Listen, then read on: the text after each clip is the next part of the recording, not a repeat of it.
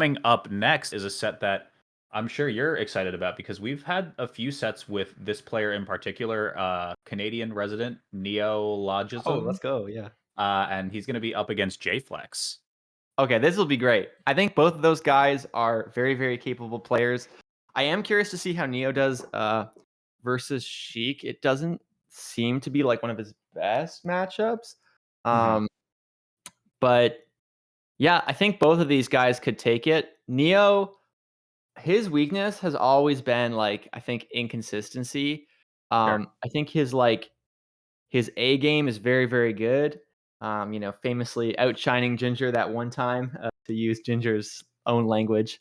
But then other times he just doesn't look like he kind of has it all sort of together. So Sure.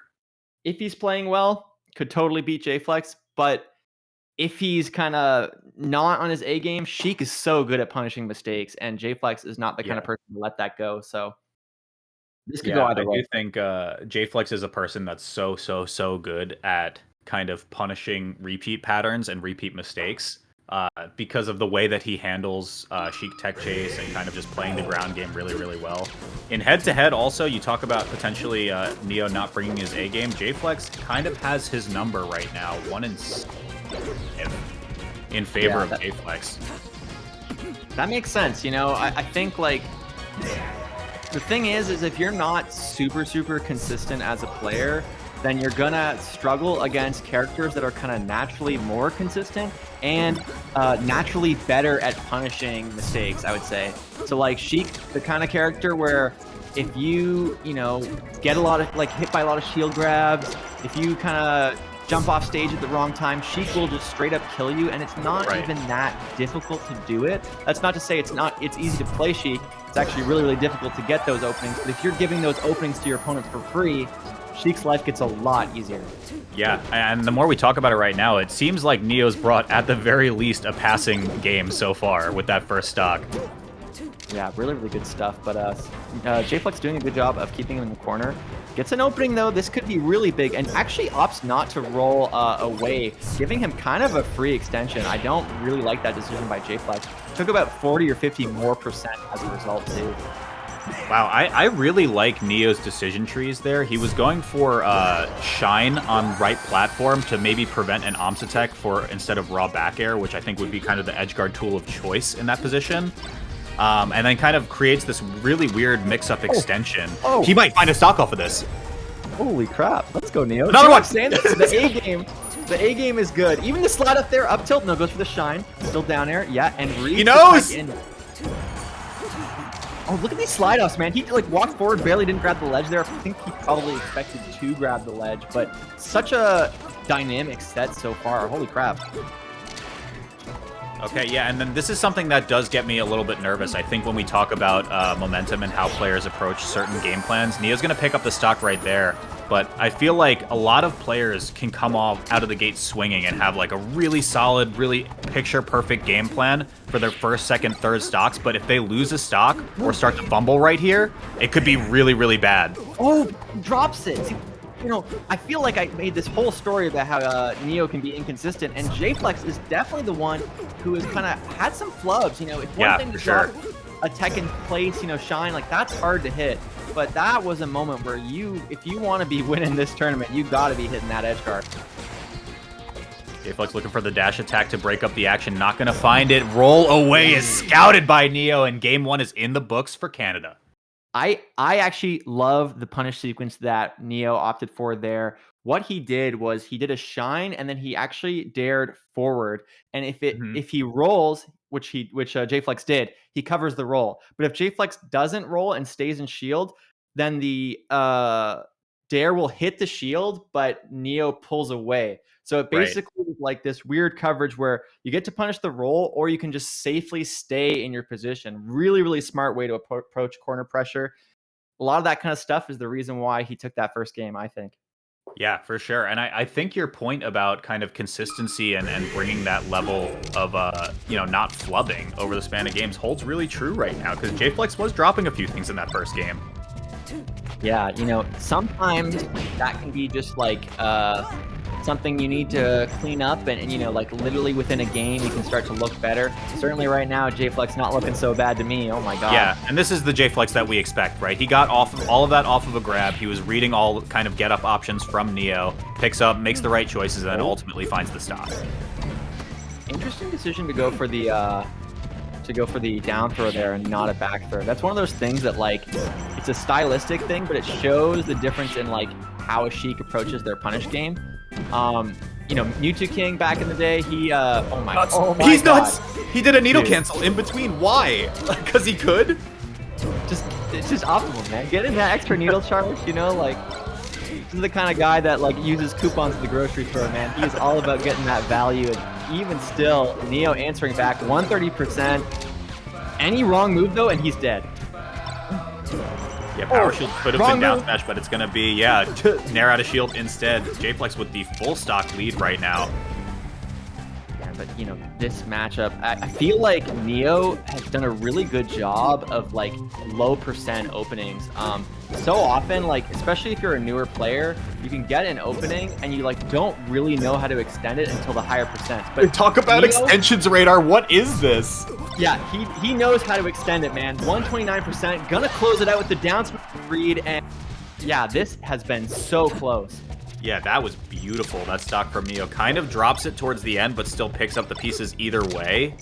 Really good stuff, and now just applying a lot of pressure. I feel like Jflex is getting a little bit nervous in these positions. Ooh, but those nerves don't seem to matter right now. Look at this extension going up air.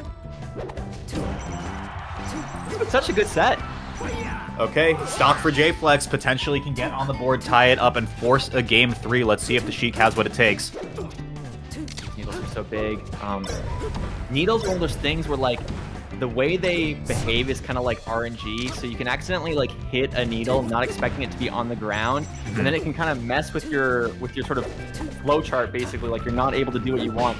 Like, once again, it doesn't go for the down throw, back throw. Really, that's just his style.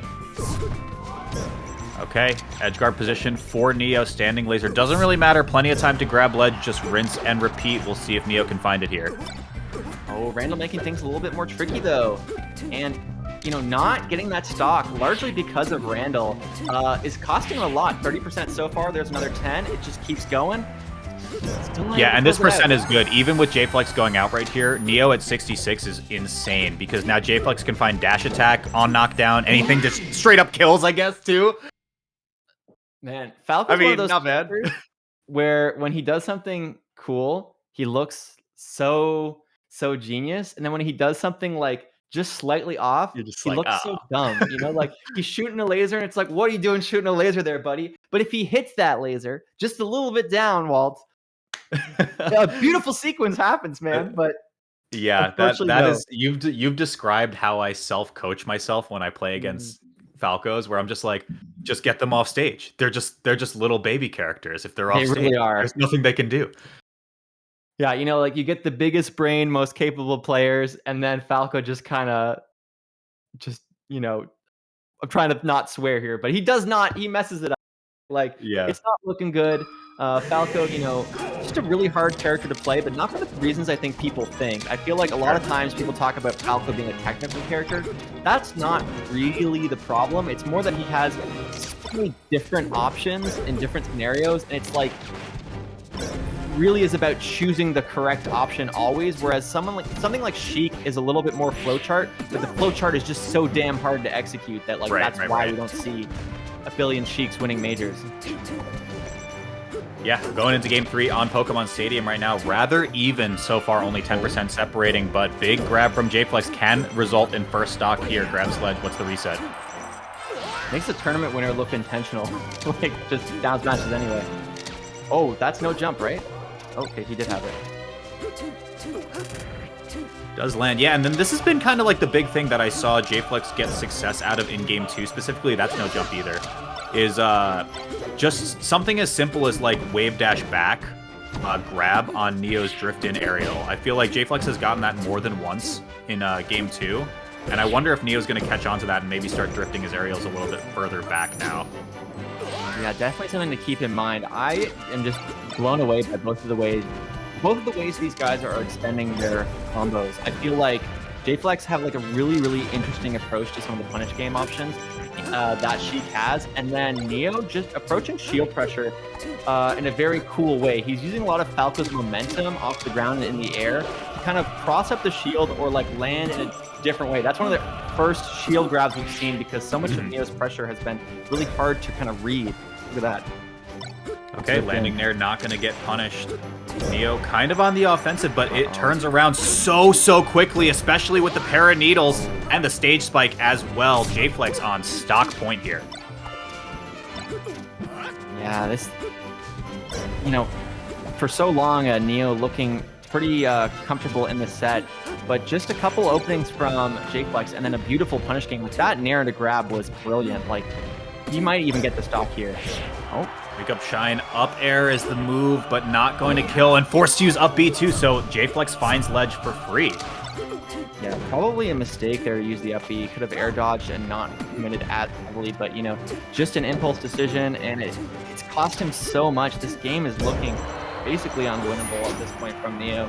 Needs a bit of a miracle to turn it around, and he doesn't even die there. Wow. Yeah, really needs to play perfect here, especially around Jflex's shield. And it's like, you take one right here, that's great, but now Jflex is very happy to just block.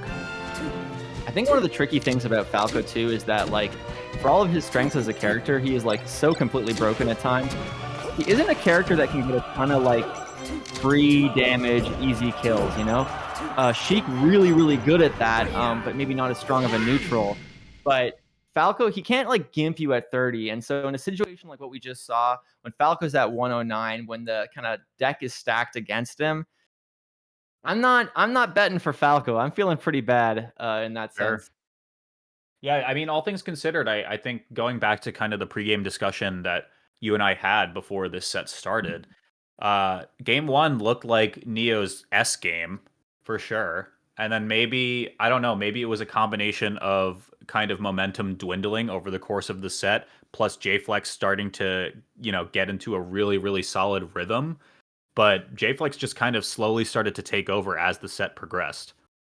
Yeah, I do think like Jflex was starting to catch on to some of the ways that Neo was approaching his pressure game. And a big part of Sheik versus Falco is denying the Sheik the grab. Mhm. Um, it's like one of the easiest ways both to get kills and to get openings at low percents.